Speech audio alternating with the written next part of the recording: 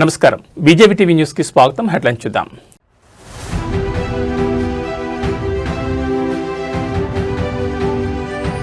శ్రీకాళహస్తిలో గిరి ప్రదక్షిణను ప్రారంభించిన పవన్ కళ్యాణ్. జగన్ హయాంలో పలు ఆలయాల్లో అపచారాలు జరిగాయన్న ఆరోపణలు.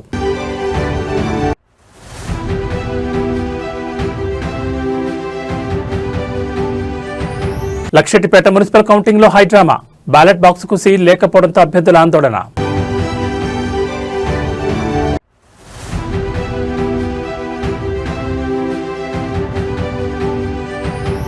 ఓ కాంగ్రెస్ ప్రభుత్వమా, మా రిటైర్మెంట్ బెనిఫిట్స్ ఎక్కడా? బ్యాలెట్ బాక్స్ లో లెటర్ ప్రత్యక్షం.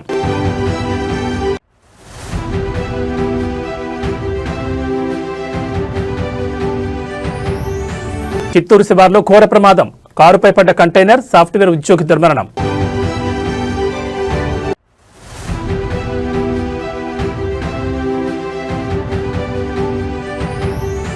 కొనుగోలుదారులకు భారీ ఊరట. భారీగా పతనమైన బంగారం, వెండి ధరలు. ఇక వివరాలు చూస్తే వారసత్వం, కళా సంపద, ధర్మ పరిరక్షణ ఆలయాల చుట్టూనే ఉందని ఆంధ్రప్రదేశ్ ఉప ముఖ్యమంత్రి పవన్ కళ్యాణ్ వ్యాఖ్యానించారు. నాగరికతకు ఆలయాల చిహ్నాలని పేర్కొన్నారు. శ్రీకాళహస్తిలో గిరి ప్రదర్శనను శుక్రవారం వర్చువల్ గా ప్రారంభించారు డిప్యూటీ సీఎం. ఈ సందర్భంగా పవన్ మాట్లాడుతూ శ్రీకాళహస్తి ఆలయ దర్శనానికి త్వరలోనే తప్పకుండా వస్తానన్నారు. జగన్ హయాంలో పలు ఆలయాల్లో అపచారాలు చాలా జరిగాయని ఈ సందర్భంగా ప్రస్తావించారు. ఆయన వైసీపీ హయాంలో పాలక మండళ్లు వారి విధులను సరిగ్గా నిర్వహించుంటే తిరుమలతో పాటు ఆలయాల చుట్టూ ఎన్ని అపచారాలు జరిగేవి కాదని పవన్ తెలిపారు. రాజకీయాలకు తావు లేకుండా దేవుడికి కృతజ్ఞతాపూర్వకంగా పాలక మండళ్లు పనిచేయాలని సూచించారు. 22 కిలోమీటర్ల గిరి ప్రదక్షిణకు 10 కోట్ల రూపాయలు వెచ్చించామని తెలిపారు. ప్రతి ఒక్క భక్తునికి ఈ గిరి ప్రదక్షిణతో ద్వారా కైలాసగిరి ప్రదక్షిణ చేసిన ఫలితం దక్కాలన్నారు. 22 ప్రధాన ఆలయాలతో పాటు అనేక ఆలయాలకు వెళ్లే రోడ్లను అభివృద్ధి చేస్తున్నామని పవన్ పేర్కొన్నారు.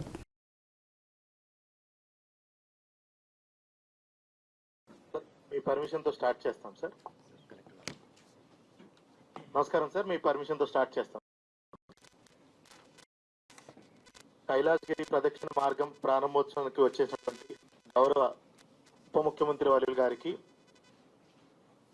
గౌరవ దేవాదాయ శాఖ మంత్రి వర్యులు గారికి, గౌరవ శ్రీకాళహస్తి శాసనసభ్యులు శ్రీ బొజ్జల సుధీర్ గారికి, గౌరవ తిరుపతి శాసనసభ్యులు శ్రీ ఆర్ఎన్ శ్రీనివాసులు గారికి, ఎండోమెంట్ సెక్రటరీ హరిజవహర్లాల్ గారికి, కమిషనర్ ఎండోమెంట్స్ గారికి అందరికీ నమస్కారం సార్. ఇక్కడ స్టేజ్ మీద నాతో పాటు శ్రీ సాయి ప్రసాద్ గారు, చైర్మన్ శ్రీకాళహస్తి బోర్డు ఉన్నారు సార్. అదేవిధంగా డాక్టర్ హరిప్రసాద్ గారు, హస్తకళల బోర్డు చైర్మన్ గారు ఉన్నారు సార్. శ్రీ కోలా ఆనంద్ గారు, శ్రీకాళహస్తి నియోజకవర్గ ఇన్ఛార్జ్ సార్ బీజేపీ నుంచి. అదేవిధంగా చెంచునాయుడు గారు, అగ్రికల్చర్ మార్కెట్ కమిటీ చైర్మన్ ఉన్నారు సార్. అదేవిధంగా కన్జర్వేటర్ సెల్వం గారు ఉన్నారు సార్. ఈఓ శ్రీకాళహస్తి బాపిరెడ్డి గారు ఉన్నారు సార్. మిగతా అధికారులు, అదేవిధంగా సార్ ధర్మకర్త మండలి సభ్యులందరూ కూడా ఇక్కడ హాజరయ్యారు సార్. సార్ ఈరోజు ఈ కార్యక్రమానికి మీ చేతుల మీదుగా ప్రారంభించడం చాలా సంతోషదగ్గ విషయం సార్.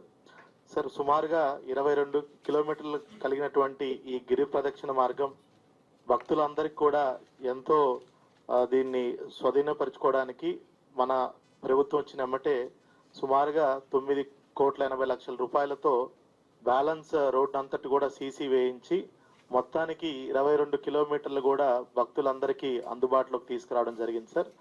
ముఖ్యంగా సార్ మనకి స్వామి అమ్మవార్లు ప్రతి కనుమ పండుగ నాడు, అదేవిధంగా మనకి శివరాత్రి వేడుక నాడు స్వామి అమ్మవార్లని ఈ గిరి ప్రదక్షిణ మార్గాన్న తీసుకెళ్తారు సార్. అదేవిధంగా మనకి ప్రతి నెల కూడా పౌర్ణమి సందర్భంగా భక్తులు ఎక్కువ మంది దీన్ని వాడుకుంటా ఉంటారు సార్. గత శివరాత్రి నాటికి సుమారుగా 35,000 మంది భక్తులు ఆ ఒక్క రోజునే ఈ గిరి ప్రదక్షిణ మార్గం ద్వారా. ఏపీ ముఖ్యమంత్రి చంద్రబాబు డిప్యూటీ సీఎం పవన్ కళ్యాణ్ దూషించిన అంశానికి సంబంధించి మాజీ మంత్రి వైసీపీ నేత పేర్ని నానిపై మచిలీపట్నం ఎనుగుదురుపేట పోలీసులు కేసు నమోదు చేశారు. ఈ కేసును కొట్టివేయాలని కోరుతూ ఏపీ హైకోర్టులో పేర్ని నాని క్వాష్ పిటిషన్ వేశారు. ఈ పిటిషన్ను నిన్న విచారించిన హైకోర్టు పేర్ని నానికి నోటీసులు ఇవ్వాలని ఆదేశించింది. పేర్ని నానిపై నమోదైన కేసులు 7 ఏళ్ల లోపు శిక్షకు సంబంధించినవేనని క్రిమినల్ ప్రొసీజర్ కోడ్ సెక్షన్ 35(3) ప్రకారం ఆయనకు నోటీసులు ఇచ్చి విచారణ కొనసాగించాలని ఆదేశాలు జారీ చేసింది. పేర్ని నాని క్వాష్ పిటిషన్ కొట్టివేసింది. తదుపరి విచారణను మార్చి 12వ తేదీకి వాయిదా వేసింది.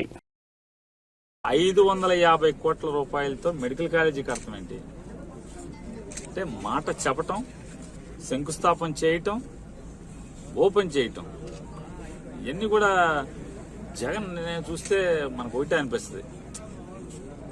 14 ఏళ్ళు 15 ఏళ్ళు 20 ఏళ్ళు 25 ఏళ్ళు ముఖ్యమంత్రి చేసి ఏంటి తగలేను 5 ఏళ్ళు 4 ఏళ్ళు చాలు కదా ఏంటి ఎవరికి శాశ్వతం కాదు పదవి అనేది ఎవరైనా ఎప్పటికప్పుడు మాజీ అవ్వాల్సిందే కానీ ఉన్నప్పుడు ఏం చేశాం 10 మందికి గుండెల్లో నిలిచేట్టుగా చేశామా ఈ రాష్ట్రంలో గుర్తుండిపోయేట్టుగా చరిత్రలో మంచిగా మన గురించి ఒక్క మాట అన్నా ఉండేట్టుగా బతికామా అనేది జగన్ చూసి నేర్చుకోవాలి ఎవడైనా మొన్న చెప్పాను మళ్ళీ చెప్తున్నాను చిన్నోడు అయిపోయాడు నాకన్నా లేకపోతే 2 కాళ్ళకి నమస్కారం పాదాభివందనం ఈ ఊరిని ఇంత గుండెల్లో బందర్కి యూనివర్సిటీ ఇచ్చా అంటే రాజశేఖర రెడ్డి గారు ఇచ్చాడు సగం గ్రామాలకి దాదాపుగా 17 నుంచి 18 గ్రామాలకి తాగుతాకి గుక్కడి నీళ్లు కావాలంటే మంచిళ్ళు ఇచ్చినవాడు రాజశేఖర రెడ్డి ఇళ్ల స్థలాలు కావాలంటే 25,000 మందికి ఇల్లు లేని నిరుపేదలకి 25,000 మందికి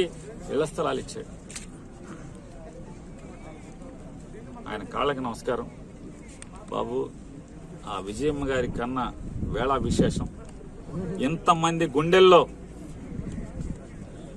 ఆంధ్రప్రదేశ్ రాష్ట్రం భూమి మీద బతికున్నంత వరకు ఖచ్చితంగా జగన్మోహన్ రెడ్డికి ఒక బంగారు అక్షరాలతో చరిత్రలో మాత్రం ఒక పేజీ మాత్రం ఉంటది ఇది చాలు అటువంటి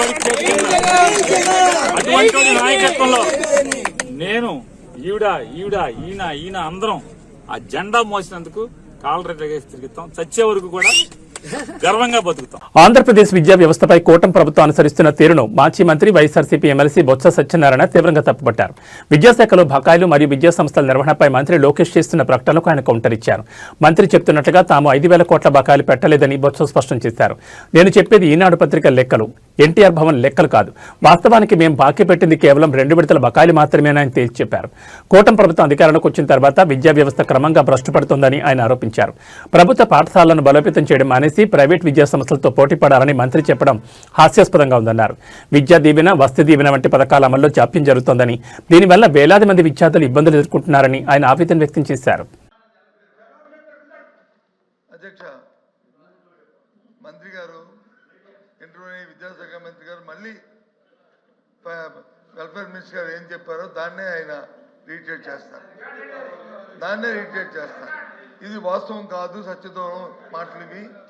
ఇది కాదు అని చెప్పేసి రికార్డు అది కాదు అని చెప్పని మేము గత ప్రభుత్వంలో మంత్రికి చేస్తూ ఈ సాక్షి మీ ఈనాడు లెక్కలు కాదు, ఇది మీ ఈనాడు లెక్కలు కాదు, మీ ఎన్టీఆర్ భవన్ లెక్కలు కాదు, ఎన్టీఆర్ భవన్ లెక్కలు కాదు. అధ్యక్ష వాస్తవం చెప్తున్నాం. ఈ రాష్ట్రంలో విద్యా వ్యవస్థను బస్టు పట్టించి వ్యవస్థ వాళ్ళు ప్రాపకం కోసం, వాళ్ళు పొగడ కోసం ఇందాక వచ్చి నాడు నేలలో ఎందుకని మాట్లాడారు సార్ అధ్యక్ష? నాడు నేలలో ఫినిషింగ్ అవుతున్న స్కూల్ని చేయాలనే బాధ్యత లేదు అధ్యక్ష. ఆ చేయవలసిన బాధ్యత లేదు అధ్యక్ష. అది చేయకట్ట విద్యార్థులకు వచ్చి ఫీజు రింబర్స్మెంట్ ఈ రాష్ట్రంలో వచ్చి ఉంటుంది.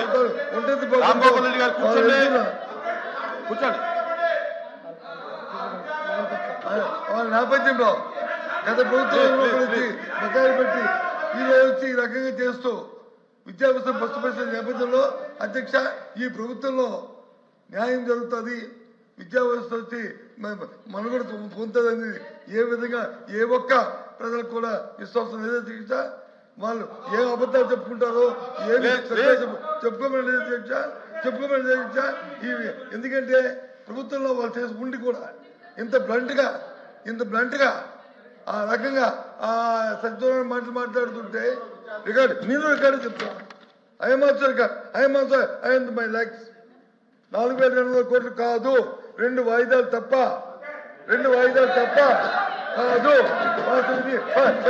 తెలియండి అధికారులు పేరు నేను వస్తాను, మీటింగ్ నేను వస్తాను, సమావేశం నేను వస్తాను, మీ మంత్రి గారిని సమావేశం పెట్టండి, మేము వస్తాం.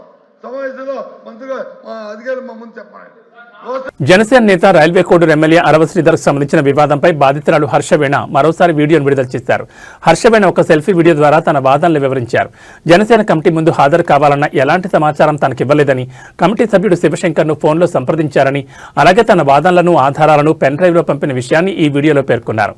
ఈ సందర్భంగా ఫిబ్రవరి 3న జనసేన నేత శివశంకర్ వాట్సాప్ మెసేజ్ను బయటపెట్టారు హర్షవేణ. కమిటీ సభ్యుల్లో ఎవరూ ఆమెను సంప్రదించలేదని వెల్లడించారు. కమిటీ పిలిస్తే హాజరు కావడానికి సిద్ధంగా ఉన్నందున కమిటీ ముందు హాజరు కావాలని ఎవరు చెప్పారో స్పష్టంగా వెల్లడించాలని ఆమె డిమాండ్ చేశారు. అలాగే పవన్ కళ్యాణ్కు తన వాదనను అందించాలని ప్రయత్నిస్తున్నట్టు తెలిపారు. చివరిగా తప్పు చేసిన వారిని తగిన శిక్ష తీసుకోవాలని హర్షబెన్ డిమాండ్ చేశారు. అందరికీ నమస్కారం. ఈరోజు న్యూస్లో నా గురించి నేనేదో మాయమైపోయాను, భయపడి దాక్కుంటున్నాను, ఉద్యోగరీత్యా సమస్యలు ఫేస్ చేస్తున్నాను, టీవీ ముందుకు రాలేక ఇంకా వీడియోస్ వదలలేక నేను దాక్కున్నాను అన్న ఒక న్యూస్ వినిపిస్తుంది. నేను దాక్కోలేదు. నేను నా లీగల్ ప్రొసీజర్ని ఫాలో అవుతున్నాను. బేసిక్గా నేను దాక్కోను కూడా. నిన్న కూడా ఒక వీడియో రిలీజ్ అయింది. అది కొన్ని ఛానళ్ళ వాళ్ళు చూసారో లేదో, ఎందుకు ఇలా మాట్లాడుతున్నారో, ఎవరు మాట్లాడిస్తున్నారో నాకు తెలీదు. కాకపోతే నేనైతే దాక్కోలేదు, దాక్కోను కూడా. న్యాయం జరిగేంత వరకు దాకను. ఇంకొక విషయం, నన్ను కమిటీకి ఎవ్వరూ పిలవలేదు. నన్ను కమిటీకి ఎవ్వరే కానీ హాజరు అవ్వమని ముందస్తు ఇన్ఫర్మేషన్ ఇవ్వలేదు. నాకు ఎటువంటి ఇన్ఫర్మేషన్ లేదు. నేను శివశంకర్ గారికి కాంటాక్ట్ అయ్యి, ఆయన నంబర్ సంపాదించి శివశంకర్ గారికి కాంటాక్ట్ అయ్యి నాకు నేనుగా, సార్ మీరు శ్రీధర్ వర్షన్ మాత్రమే విన్నారు, నేను నా వర్షన్ కూడా తెలియజేసుకోవాలనుకుంటున్నాను, సో నేను పెన్ డ్రైవ్ పంపిస్తున్నాను విత్ అటాచ్డ్ విత్ లెటర్ అని చెప్పేసి నేను లెటర్ పంపించడం జరిగింది. అంతే తప్ప I bet and I ask committee people, నన్ను ముందు ఇన్ఫర్మేషన్ ఇచ్చారా? ఇస్తే ఎవరితో ఇప్పించారు? శ్రీధర్కి ఇచ్చిన లెటర్ లాగా నాకేమైనా లెటర్ ఇచ్చారా? లేకపోతే మీ కమిటీ వాళ్ళతో కానీ, లేకపోతే మీ పార్టీ వాళ్ళతో కానీ ఎవరితో అయినా సరే నన్ను కాంటాక్ట్ చేయమని చెప్పారా అనేది నాకు మీరు చెప్పండి. న్యూస్లో వస్తున్నట్టు మేము వీణాని పిలిచాము కానీ వీణ హాజరు అవ్వలేదు అనేది తప్పుడు స్టేట్మెంట్, అవాస్తవాలు ఇవి. నేను దీన్ని అంగీకరించను. ఎందుకంటే నాకు ఎటువంటి ఇన్ఫర్మేషన్ లేకుండా మీరు నన్ను పిలిచారు అన్నదాన్ని నేను ఒప్పుకోను. And I'm dam willing to meet all of you. నేను మిమ్మల్ని కలిసి నా వర్షన్ చెప్పుకొని వాట్ ఈజ్ వాట్ అనేది చెప్పుకోవడానికి నేను రెడీగా ఉన్నాను. నేను కలుస్తాను అనేసి అంటున్నా కూడా మీరు నన్ను పిలిచారు రాలేదు అనేసి అలాంటి అవాస్తవాలు చెప్పకండి ప్లీజ్. అండ్ నేను దాక్కోవట్లేదు. నేను స్టిల్ ప్రయత్నిస్తున్నాను పవన్ కళ్యాణ్ గారిని కలవడానికి, స్టిల్ ప్రయత్నిస్తున్నాను. మీరు చెప్పినట్టు, నేను చెప్పినట్టు, శ్రీధర్ చెప్పినట్టు ఇది మా వ్యక్తిగత సమస్య. కాకపోతే కొంతమంది రాజకీయ రాబందులు దీన్ని పాలిటిక్స్ చేస్తున్నారు. అధికారం ఉంది కదా అని చెప్పేసి వాళ్ళు కంప్లీట్ అధికారం చూపిస్తున్నారు. డబ్బులు వేస్ట్ చేసుకుంటున్నారు, డబ్బులు ఖర్చు పెట్టి నెగిటివిటీని స్ప్రెడ్ చేస్తున్నారు, ఏంటంటే చేస్తున్నారు. అవన్నీ కాదండి కావాల్సింది, నిజాలు కావాలి. కమిటీ వాళ్ళు ఎంత టైం అయినా తీసుకోండి, కానీ నిజం మాత్రమే చెప్పండి, అబద్ధాలు చెప్పకండి. I really pray all of you, I really please all of you, నిజాలు మాత్రమే మాట్లాడుకుందాం. నాకు శ్రీధర్కి జరిగింది మాత్రమే మాట్లాడుకుందాం. నా ఉద్యోగం అంటారా, నా పరువు అంటారా, నేను ఇంతకంటే దిగజారడానికి ఇంకేం మిగల్లేదు. కాబట్టి నేను అన్ని వదులుకున్న తర్వాతే నేను ఇక్కడికి వచ్చాను. కాబట్టి నేను భయపడను. నాకు జస్టిస్ జరిగే విషయంలో నేను భయపడను. నేను ముందుకు వెళ్తాను ఖచ్చితంగా. అండ్ సార్ పవన్ కళ్యాణ్ గారు, నేను మీకు మళ్ళీ అర్థిస్తున్నాను, మిమ్మల్ని నేను కలవాలి సార్. మీకు ఎంతవరకు నిజం తెలుసో, ఎంతవరకు మీరు ఈ విషయం గురించి పట్టించుకుంటున్నారో నాకు తెలీదు. కానీ నేను ఒక బాధపడిన మహిళగా నేను మిమ్మల్ని నమ్ముతున్నాను, మీరు నాకు న్యాయం చేస్తారనేసి.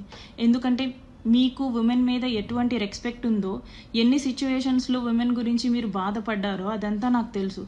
అవన్నీ మేము చూస్తూ పెరిగామండి. అలాంటిది మన పార్టీ నుంచి, మన ఎమ్మెల్యే నుంచి, మీ డిపార్ట్మెంట్ అయిన నాకు అన్యాయం జరిగింది. అటు శ్రీధర్ చెప్పుకోవాల్సింది మీకే, ఇటు నేను చెప్పుకోవాల్సింది మీకే. కాబట్టి మీరే ఇద్దరి వర్షన్స్ వినండి. ఎవరిది తప్పు ఉంటే